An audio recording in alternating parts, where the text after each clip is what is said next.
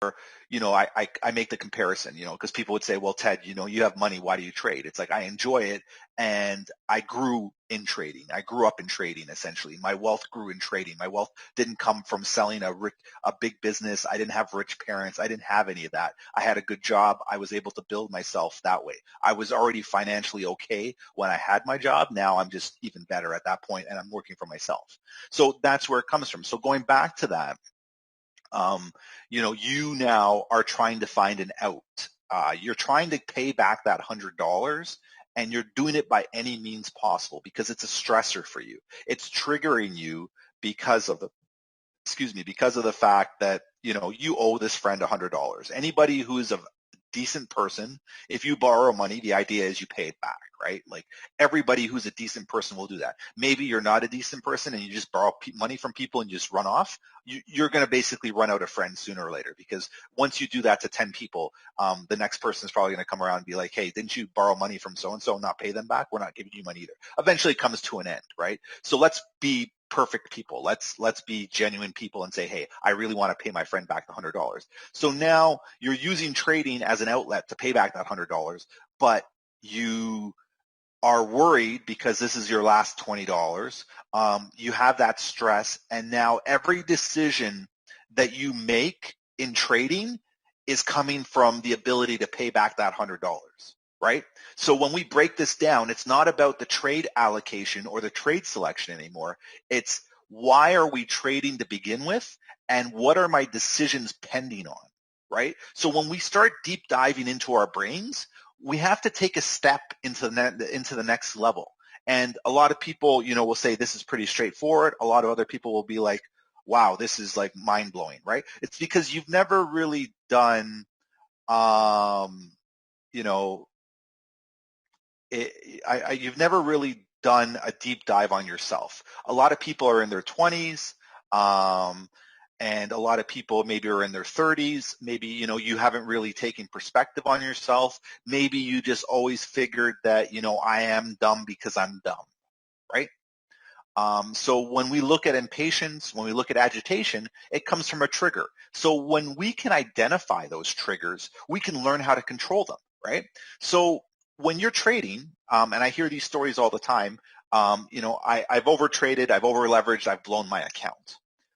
Chances are, in that blowing of the account, you had 1, 2, 3, maybe four perfect trades, 4 very good trades. Let's put it that way. So out of 100 trades, you were probably able to at least get 1 positive trade. Everyone could probably say that. If I took a poll right now, there's 240 people on this Zoom call. I could take a poll and be like, okay, if you've traded a live account or you've traded once, you've probably had a good trade. You've probably made money at some point. And everybody would raise their hand and be like, yes. So then my question becomes, well, why can't you do that again? And then now suddenly you look at yourself and you're like, well, all the excuses come up. Well, the trade reversed on me. I traded at resistance. I traded at support. I was trading in a ranging market. So now when you deep dive further, does it have something to do with your trading ability or the reason why you were making those trades at that particular time? Why were we trying to trade on Thursday night at 8:45 in the evening if we already made money today? What's the rationale behind that? As a human being, why are we making those decisions? So when you take a step back, is it because you're trying to trade and get better, or is it because you're chasing something? Are you chasing money, right? So now suddenly, when we step back, we made 3% this morning, right? But the 3% was only $3 to paying off the $100, right? So now you have $3 to pay your friend and you'll owe him $97, but you're not thinking of that. What you're thinking of now is you're saying, hey, I still have to make $97 to pay that person back. You're not thinking about, hey, I made $3 today because I put myself in the best position to win. You're not looking at that. You're looking at what you owe. You're not looking at what you made. That's where you start to get into trouble. Because if you looked at what you made today, as an example, and you made the $100, you would not be trading right now, because you would have withdrawn the $100. You would have gone to the ATM or wherever you've gone. You would have taken that $100 and you would have ran over to your friend and you would have been like, yo, here's the $100. Leave me the fuck alone. Here's your money. I'm sorry that I borrowed it from you, but you're an asshole. You bugged me every week. I didn't have the money to pay you back. Otherwise, I would have paid you back right away. Problem solved, right? Problem solved. Now you have no stress, because you can go out with your friend tomorrow and hang out. Well, we can't because we're in COVID, but if you could, you would be going out and be like, we're all good now, because it's like, I have a weight lifted off my shoulders. I paid back my friend the money, right? We would all agree to that. But because you only made the $3, you're short 97, your situation hasn't changed, right? Our situation hasn't changed. Whether you made $3 or you made $1 or you made $80, you still haven't made the $100, right? This is where the mentality of the majority of people live. They live in that place. It's either all or nothing, right? Because in your mind, $80 is just as good as $3, because that person, you owe them $100, right? But then you say, well, Ted, no, you're wrong. $80 is closer to $20 or closer to $100. I agree. But has it changed the situation? Are you able to pay back your friend? The answer is still no. This is where you have to learn the logic. Whether you have $80 or $3, can you pay back the $100? The answer is no. So what's the difference between $80 and $3? Well, Ted, $80, I'm closer to my goal. Right. You're closer to your goal. But how did you get to the $80 from the $3? You still had to do the same thing over and over again. From the $80 to the $100, you still have to do the same thing over and over again. You still have to be on guard from $80 to $81 to $82 to $83 to $84 to $85 to $86 to $87, all the way up to $100. You still have to be putting yourself in that same position to win every single time. It doesn't matter. The only time it stops mattering is when you reach the $100 target. Up until the $100 target, every decision that you make will be equally important. It will be equally important to you, whether you have $3 in your bank account or you have $300 in your bank account. If you do not have the money to pay what you need to pay, every decision that you make is of equal importance. It doesn't matter whether you're risking 50 cents or $50. The decision and the idea behind risk has to be the same. You have to put the same perspective on each decision you make, no matter what you are risking. That is your goal. That is how you solve your problems of greed. That is how you solve your problems of impatience. You have to do that every single time. Okay? You have to figure that out, and you have to say to yourself, listen, this is the decision that I'm making every single time. This is what I have to do day in and day out. And then you say to yourself, well, Ted, that means that we're a robot. That means that we are. Yes, agreed. Are we going to stray away from those plans? Yes, many times. There's always going to be a opportunity where you stray away, right?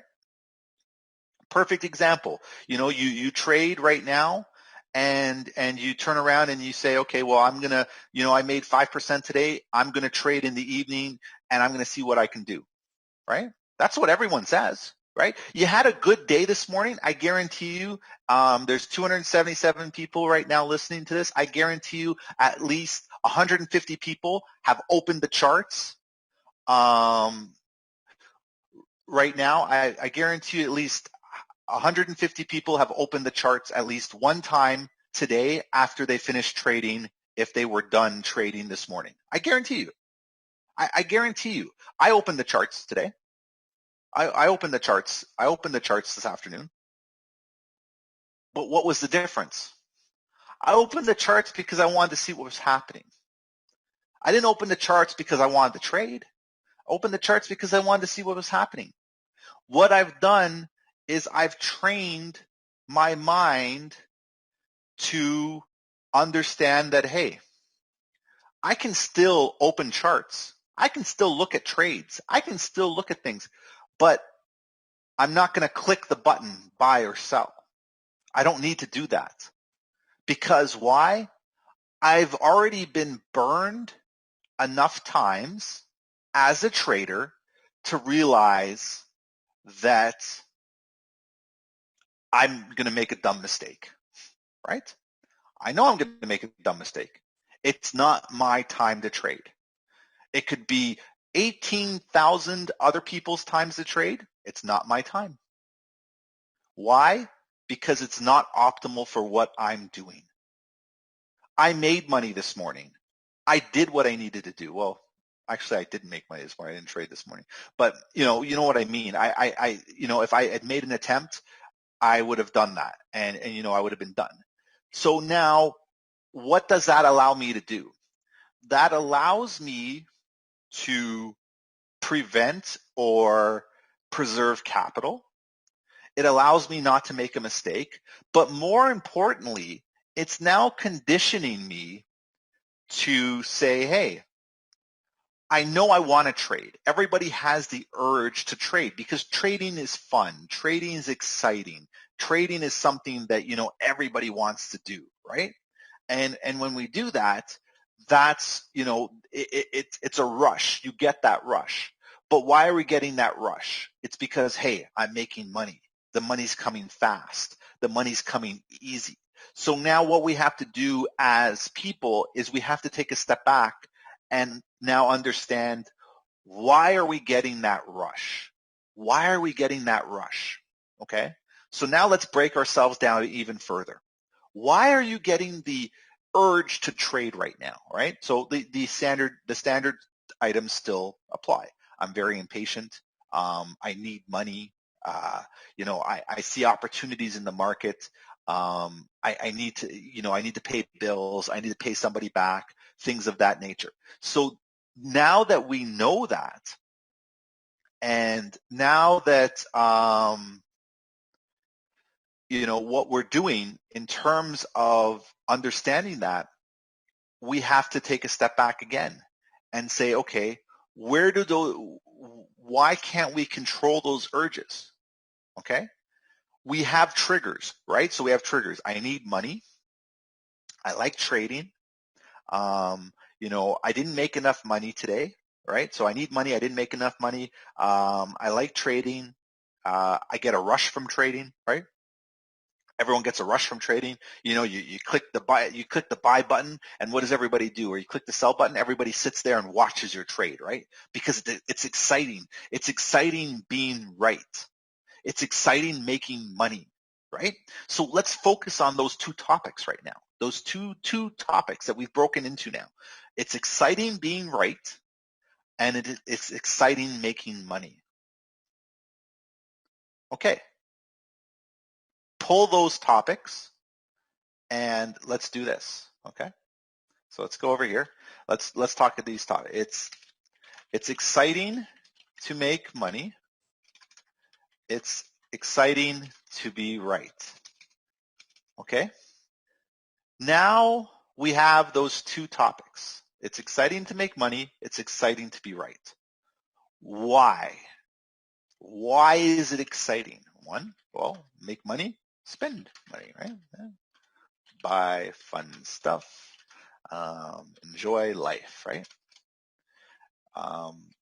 Exciting to be right.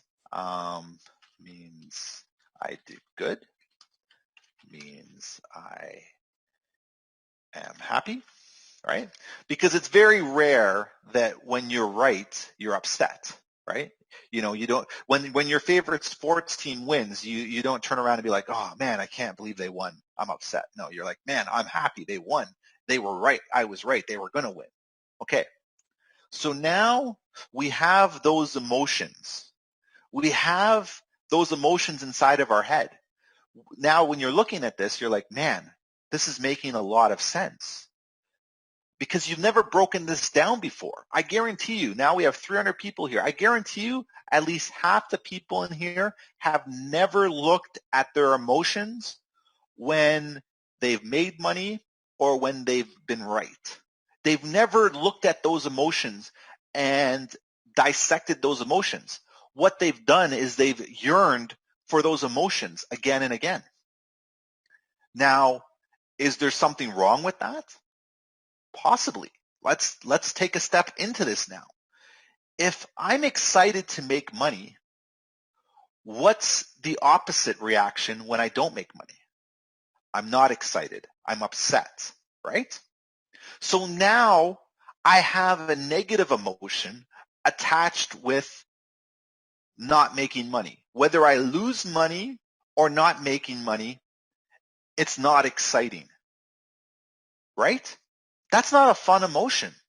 That's not a fun emotion that you want to be a part of, right? You don't want to be upset. You don't want to be in a bad mood. You don't want to be bored.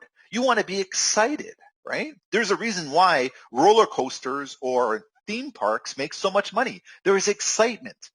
There's a reason why there's no theme park called the library. The library is boring. Some people find it exciting. Oh, I love reading. I love books. But there's so many restrictions, right? You got to be quiet. You can't run around in the library. There's books everywhere. There's stuff, right? So now when we identify these emotions, it doesn't mean that they're bad. It means we have to understand where this emotion is coming from. What are we lacking in our lives that it's exciting to make money? We're lacking something in our lives because money has made us excited. You know what we're lacking? We're lacking fulfillment and we're lacking validation. Where does that fulfillment and that validation come from? It comes from yourself, right? If you had all the money in the world, you still would not be happy because there would be something lacking in you, right? Think about it logically. If you had all the money in the world, but nobody loved you or nobody cared about you, you would still be lacking that validation. So what would you do? You would want to be hanging out with a lot of people. You would want to meet people because you're missing something. So when we as human beings are missing something in ourselves, that is what creates the emotion, right? It's exciting to make money because when we make money, we can go buy stuff.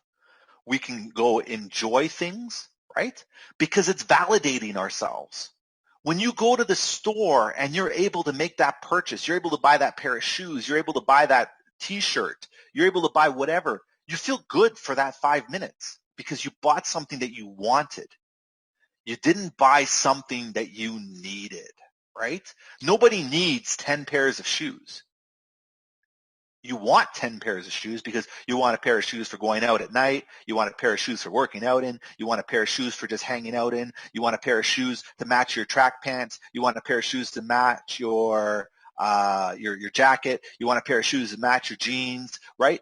You want all those ideas. You want all those things. So now that's where that excitement comes from, and that's why you have that urge to start trading again. Okay? So now we have to take that into account, and we just have to take a step back and we have to say to ourselves, okay, if I'm excited to win a trade, I understand why I'm excited because I want to buy stuff, I want to win money. okay, take the excitement out of the trade. Take the idea of buying something out of the trade and now evaluate the trade without emotion. Did I make the best decision to take this trade? Did I make the best decision to enter this trade? And if I can do that, then I know I'm doing the right thing. And I don't have to be excited about making money because I know I made the right decision. I'm confident in what I'm going to do, but more importantly, I'm confident that I'm going to do it again, and the money becomes a byproduct of my confidence and my ability to execute. And suddenly now, I'm not excited about making money, but more importantly, I'm not excited to be right because I know I'm right.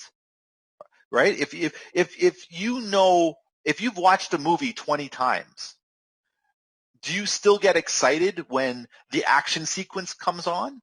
Not really, because you sort of know what's going to happen. You know, a guy's going to jump out of a building, the guy's going to drive a car, it's going to blow up stuff. Is it exciting? Not really. But do you like it? Yes, we do. You know, you'll watch a movie 10 times because that's your favorite movie. Well, why aren't you applying that to trading, right? You don't get excited to watch that movie again, but you do enjoy it. So this is where when you separate those emotions, it's okay to trade. Don't get excited about it. Because what you do is when you remove the excitement from trading, when you don't make money, you are not going to be disappointed. When you're not right, you're not going to be disappointed. Your emotions are now going to be, they're going to remain level because you weren't excited when you were taking the trade, you were confident. That's the difference. So we remove the excitement from what we're doing to create emotion, and we are putting confidence in that replacement. Now what we do is we take away this. So we take away this and we do this. Let's do this. We kill that, right? We kill that, and then we say, I'm confident in making money. Take away this and do this, and say, I'm confident in being right. Okay?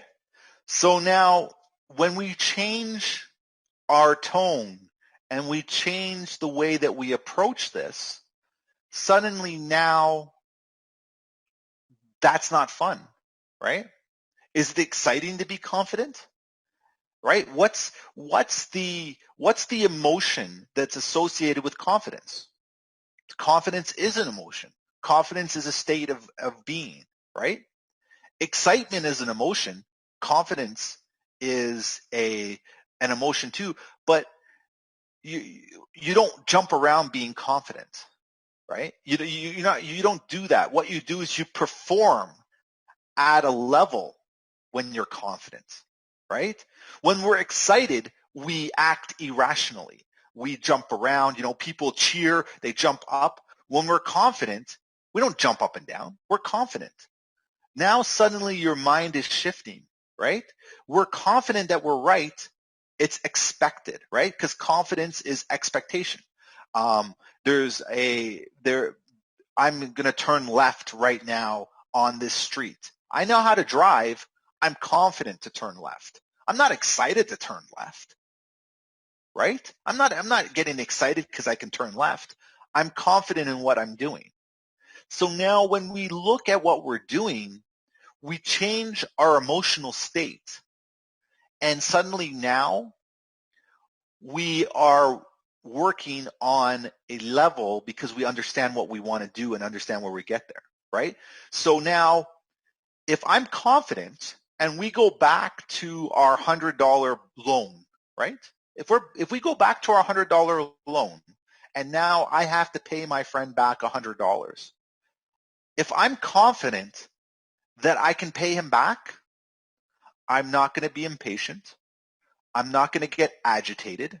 I'm not going to be upset because I know I'm going to be able to pay him back. How did I become confident? Because I had tools at my disposal that would get me the funds I needed.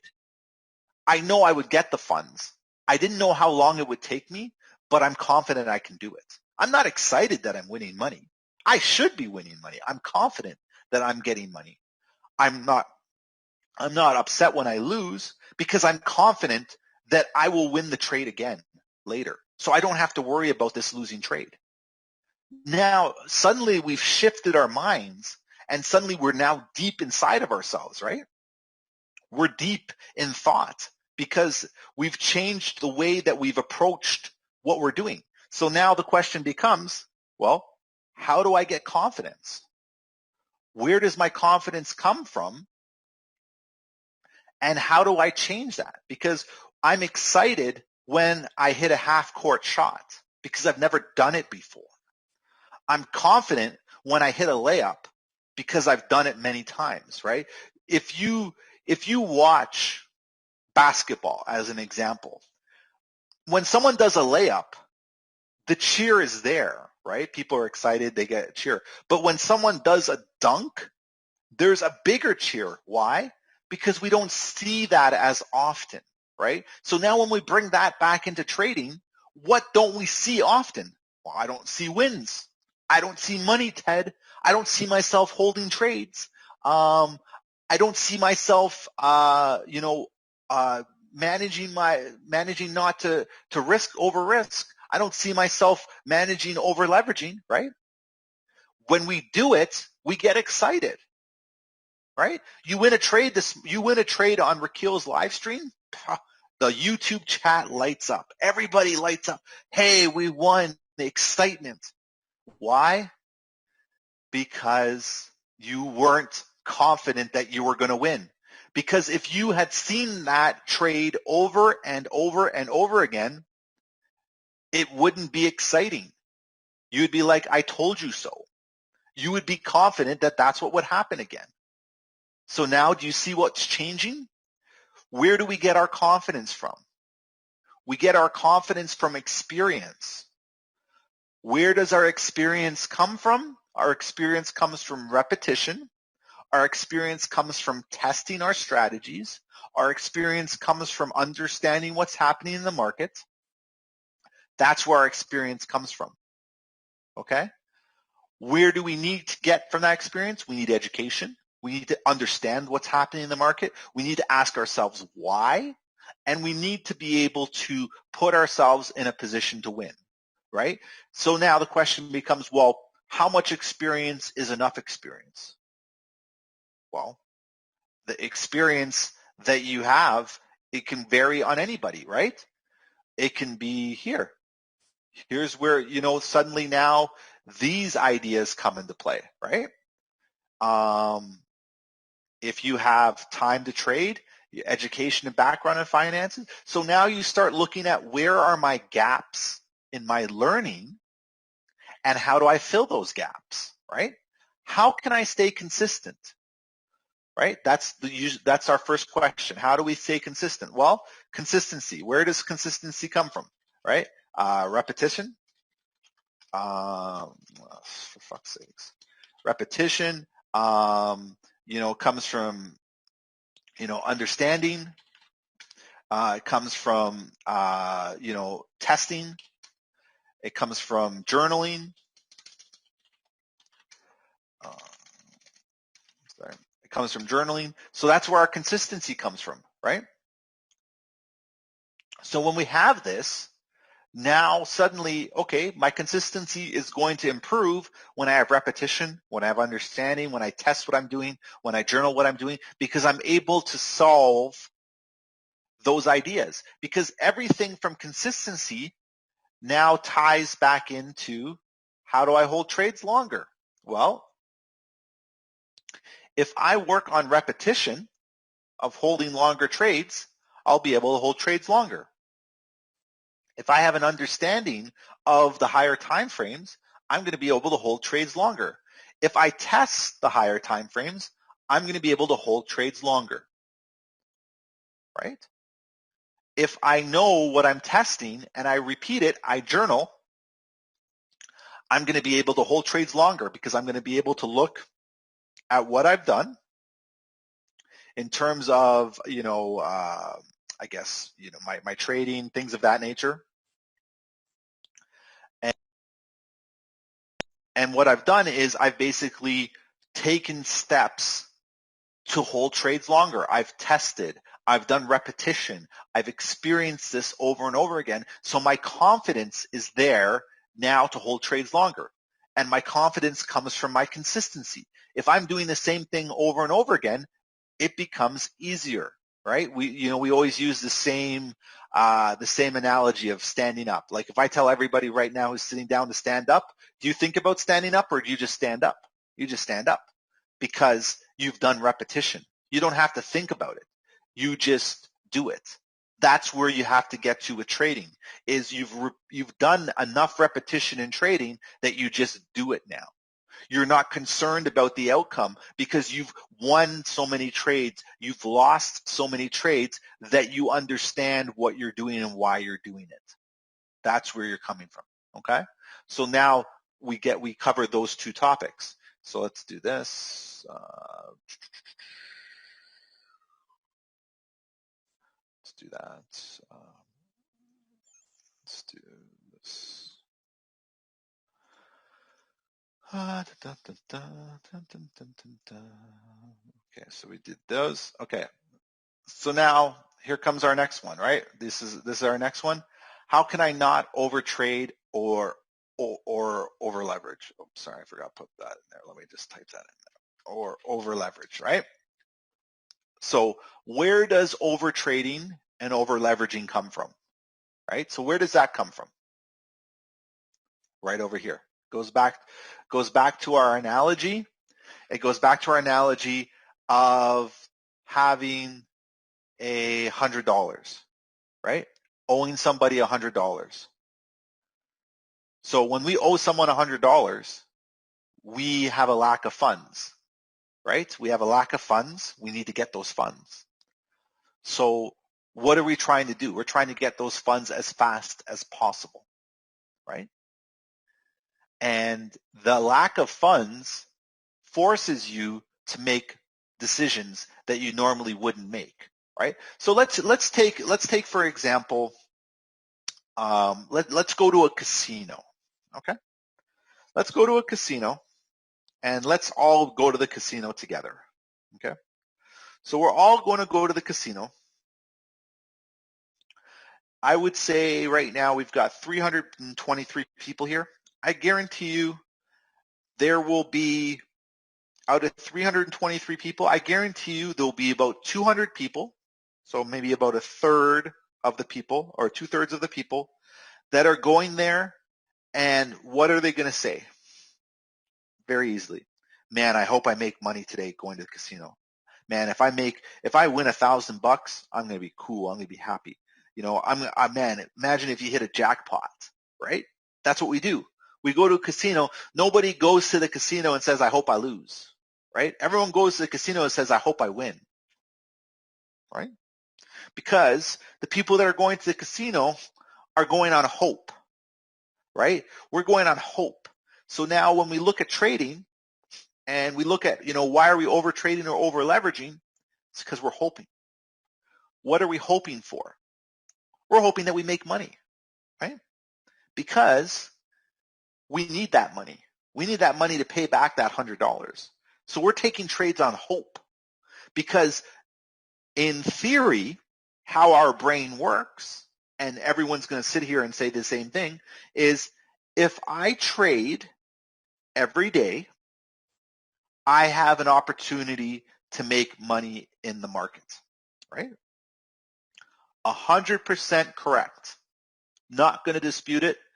Not going to argue with you. I agree. If you go to the market every day, there is an opportunity for you to make money. I agree. I'm not going to dispute that. But what I'm going to dispute is, Are you smart enough every single day to find that opportunity in the market? This is where we go back to self-discovery. This is where we look again at self-discovery, right? Am I smart enough to find that opportunity in the market? I go to number 7. I think I'm better than everyone else, right? Because if I look at every session, I can find a trade. I'm better than everybody else. If I look at the market every single day, I am better than everybody else because I can find a trade. Doesn't mean it's the right trade. It means that I can still find a trade though, right? And what does that do to me? That puts me in a position of risk. Because now suddenly, because I don't like hearing the truth and I think I'm better than everyone, I think I can beat the market every time I show up to the market. Now I have that excitement back, right? Because now I have to prove that I'm right. Essentially, that's what I'm doing, right? I'm going to show everybody that I can trade every single session, I can trade every single day, and I can find profitable trades. I can look at every single pair, and I can find profitable trades. Take a step back. Who are you doing that for? Do you really need to prove to yourself that you're the best? No, because everybody inside their mind should believe that they're the best. What you want to do is you want to go tell it to the next person. There is your problem. You can believe that you're the best. You can believe you're better than everybody else. But you don't need to prove it to somebody else. When you remove the idea of having to prove what you do, how you do it, why you do it, life becomes easier. Life becomes straightforward. You didn't have to prove to anybody today that you had dinner, right? But what do? People take pictures of their food and send it around to other people to show them. Why? I think I'm better than everybody else because I had a steak dinner, right? Nobody takes pictures of craft dinner. Nobody takes pictures of a ham sandwich and says, man, this was the best ham sandwich ever, because ham sandwiches are boring, right? Anyone can make a ham sandwich. Not everybody can go to that famous steakhouse. Not everybody can buy that Lamborghini. Not everybody can drive that supercar. Not everybody can go on that vacation. So what are you doing? You're proving to everybody else that you are better than everybody else. You're not proving it to yourself. You just want to see the look on everybody's face. Wow, look at what Ted did. Ted went out and bought a supercar. Man, Ted's the best, right? Look at the comments on people's posts when they post something of a milestone, right? Think about it. People post. What do they post? They post a picture of the thing that they bought. They stand in front of it and they say, this was a combination of hard work and talent and dedication and experience and this. And what does everybody do? Fire symbols, clapping. Oh, way to go, happy day, congratulations. Okay. Should we be happy for people? 100%. I'm the first person to clap for that next person. I agree. You know what? That person did well. They bought the Lamborghini. It's good. Happy for them. They bought the McLaren. Happy for them. They bought the Tesla. Happy for them. Super happy. Super excited for them. But why did they post? that? Why didn't they post about the groceries that they bought that day too? Right? Everybody can buy groceries, right? Going grocery shopping is not an accomplishment, right? It's not an accomplishment. You got to eat. Now, take a step back, apply the same sense of urgency to grocery shopping that you do with your trading, and take away the same sense of urgency you have to post your favorite supercar, your favorite watch, your favorite trip, your favorite woman, your favorite man. Post your grocery shopping. If you can post your grocery shopping and you can get as excited as you want with groceries that you would with buying your next supercar, you've reached that level, because everything to you is awesome. And you're no longer impressing people because you are living a great life. You put the same emphasis on groceries that you do on your new pair of Louis Vuitton shoes, right? Ask how many people do that.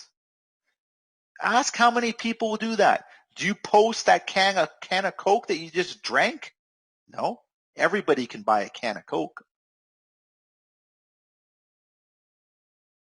right? That's what we want to try and do. Oh, yes. So someone just commented. I'm not directing this at anybody. I'm just using examples. Like I thoroughly not directing this at anybody. I don't want people to go back and start drama. It's not that. What I'm trying to do is I'm trying to show how we go through things emotionally and where we can fix that. Okay, so just don't take that out of context. I could say Bentley, I could say Rolls Royce. It's just, that's it. Yeah. So I mean, so we're doing that. So just in case, like, I don't want anybody to do that. But what I'm trying to say is have the same level of excitement that you do for buying groceries that you do with trading. Okay? So now when you do that, suddenly now that emotional state is gone, right? And when we look at that, we can go back to saying, okay, well, how do I not overtrade or over leverage? Well, do you go out and buy groceries every day? No. You buy groceries when you need them, right? And you look at that as an example. I mean, you can say that that's a stretch. You might need groceries every day. But for the most part, people buy groceries once a week. I buy groceries once a week. I'm good. But what I'm saying is take the same level of ability that you do with grocery shopping and apply that to trading, right? Grocery shopping is very mechanical. You buy things that you need. Trade when the ability is there to trade. You're not going to buy more groceries than you can eat. Why are you trading more than you need to trade? This is where you have that paradox, because right away people say, hey, I need to make money to live. I need groceries to eat. But once I eat my food, I'm full, but I'll never be full when it comes to making money because I can always make some more. And I don't disagree with that. You could spend your whole life making as much money as you want. You can work 6 jobs. You could buy 10 houses. You can turn around and buy real estate, invest, build businesses. Now, take a step back and ask yourself, what and why are you doing what you're doing? And who are you doing it for? Because at the end of the day, if you're doing this for people who care about you, they are not going to get upset about how long it's taking you to do something, right? If you told your parents Mom and Dad, I'm going to start trading, and when I make enough money, I'm going to retire you. I'm going to make sure that you're taken care of because you took care of me. And your mom and dad will say, son, daughter, that's very noble of you. We really like that. They are not going to turn around and say, well, if you don't do this, you're out of the family, right? So therefore, there should be no pressure on you. The pressure arises from when you want to prove it to other people. I think I'm better than everyone else. I don't like hearing the truth, right? We are now validating ourselves against people who don't really care about us, right? Because if you did not use that validation, there would be no sense of urgency because you wouldn't be worried.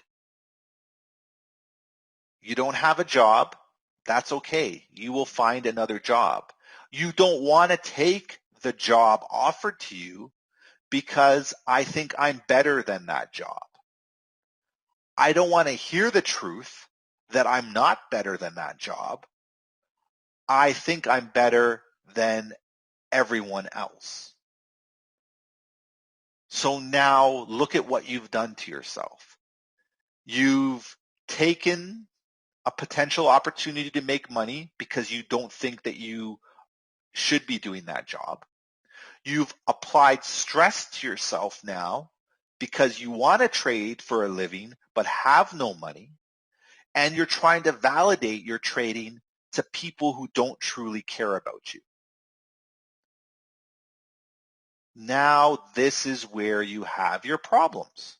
So if we rewind and take the job and realize we're not better than everybody else, we slowly start to trade because we're earning money on the side.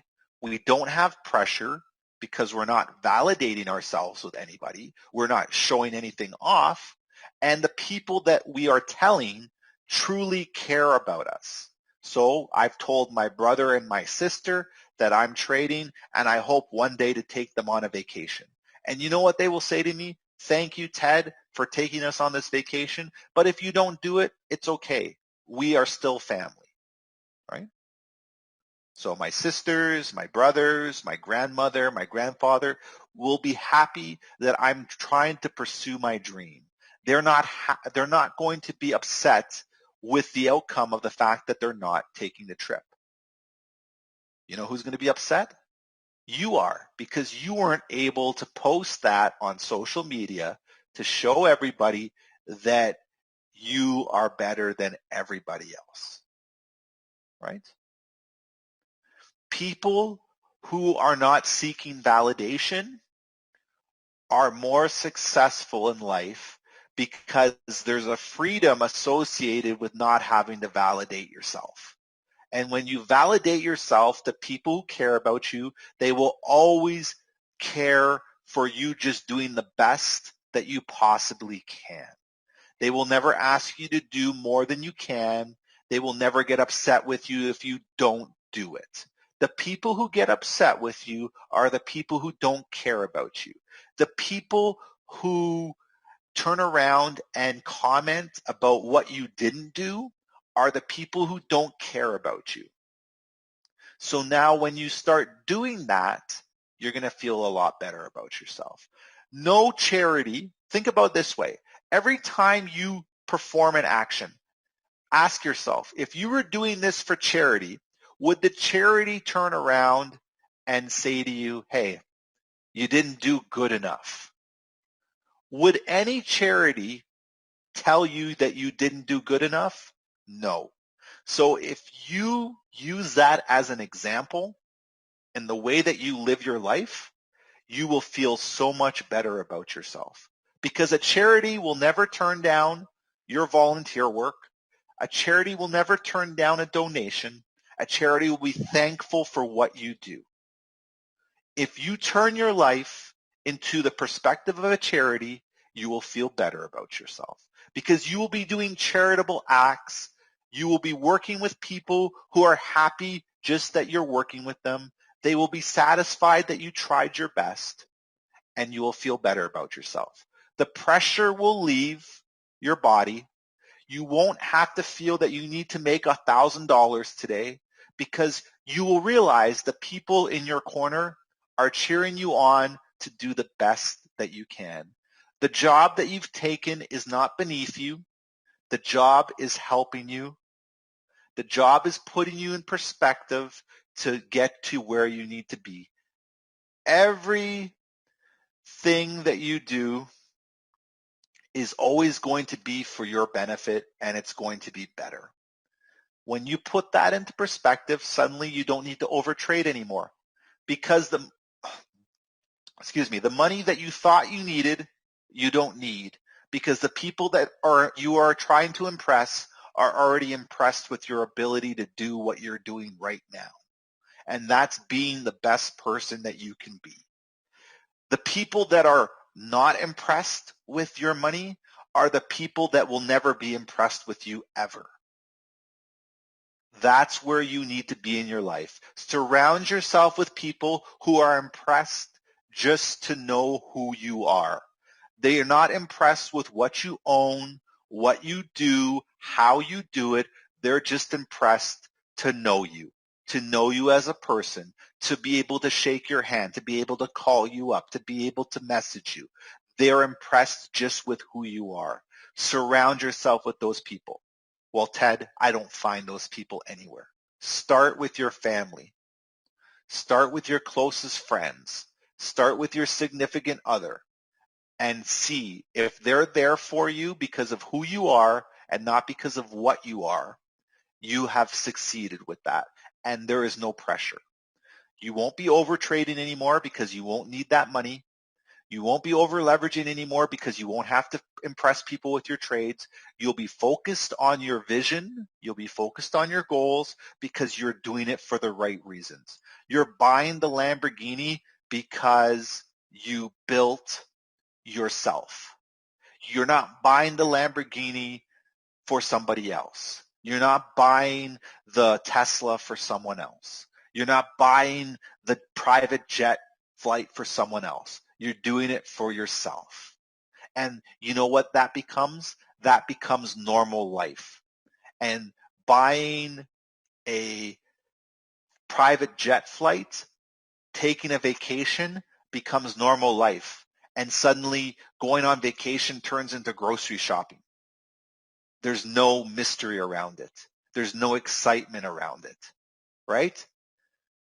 Put everything together and compare it to grocery shopping.